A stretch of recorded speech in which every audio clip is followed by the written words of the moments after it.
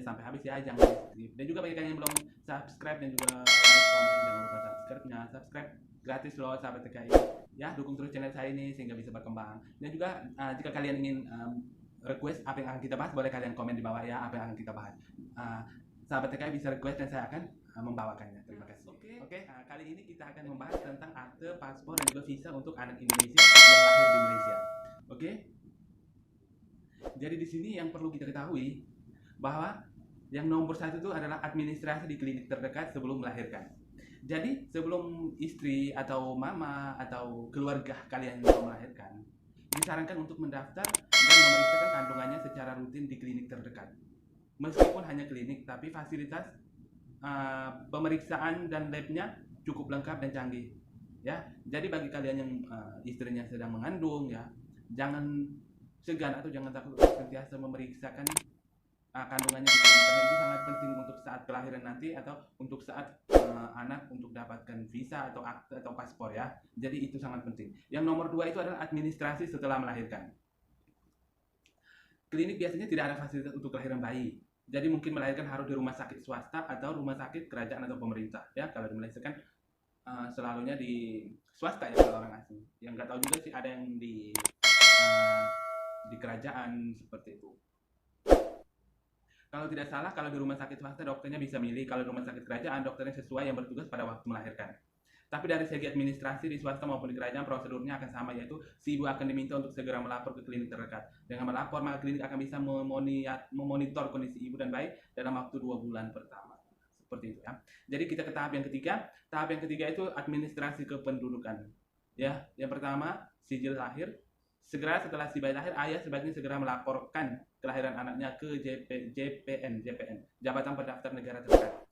Syarat ketiga melapor ke JPN adalah bisa berubah sewaktu-waktu, yaitu persyaratannya itu paspor fotokopi dan asli bapak, ayah dan ibu dari si bayi ya, paspornya itu. Yang kedua surat nikah fotokopi dan asli bapak dan ibu. Yang ketiga surat keterangan dari dokter yang membantu persalinan. Yang berikutnya kartu imunisasi atau buku imunisasi.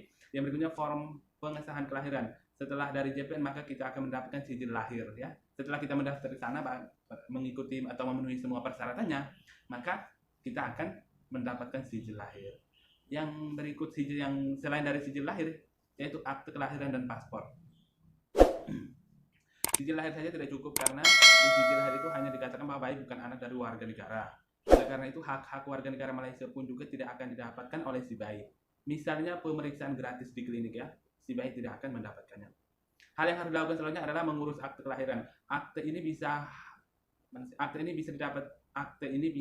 didapatkan di KBRI. Untuk mendapatkan akte yang diperlukan hanyalah fotokopi sijil kelahiran, fotokopi paspor dan juga visa.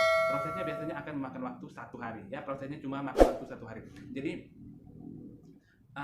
sahabat TKI yang sekarang sedang mengandung atau yang sudah dekat melahirkan, jangan lupa ya nonton sampai habis karena ini sangat penting bagi kalian yang ingin melahirkan di Malaysia dan ingin anaknya mendapatkan hak-hak warga negara seperti itu. Jadi ini sangat penting, jangan kalian skip, nonton sampai habis ya.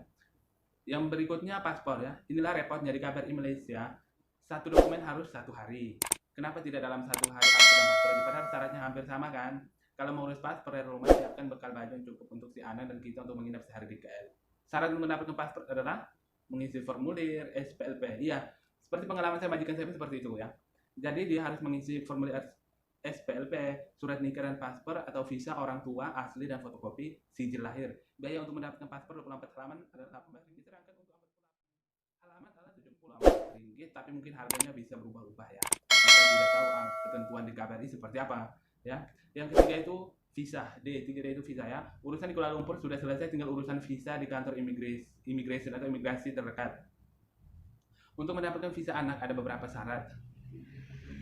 Yang harus dibawa itu surat akuan dari pesuruh sumpah, surat nikah fotokopi dan juga asli. Jadi surat nikah itu jangan lupa ya. Kuala Lumpur, oke. Selesai, tinggal urusan di imigrasi atau imigrasi terdekat ya. Untuk mendapatkan visa anak ada beberapa syarat yang harus dibawa. Jadi harus diperhatikan baik-baik ya orang tua dari si bayi ya. Syarat-syarat itu harus diperhatikan, itu satu surat akuan dari pesuruh sumpah, surat nikah, fotokopi dan asli, paspor orang tua atau paspor kelahiran dari KBRI, fotokopi dan asli, foto anak ukuran paspor.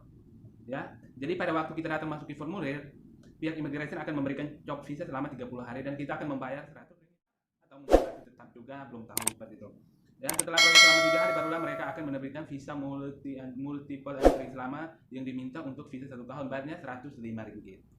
Nah, jadi untuk orang tua yang sedang merencanakan anaknya ini lahir di sini atau memang anaknya sedang dalam kandungan, jangan lupa kalian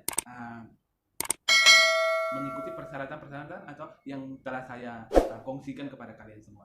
Dan juga bagi kalian yang belum subscribe, like dan juga komen, jangan lupa subscribe ya. Subscribe gratis loh sahabat DKI, dukung terus channel saya ini ya. Dan juga itulah syarat-syarat yang untuk mendapatkan untuk mendapatkan paspor, visa dan juga hak-hak si bayi ya menjadi warga negara Malaysia seperti itu.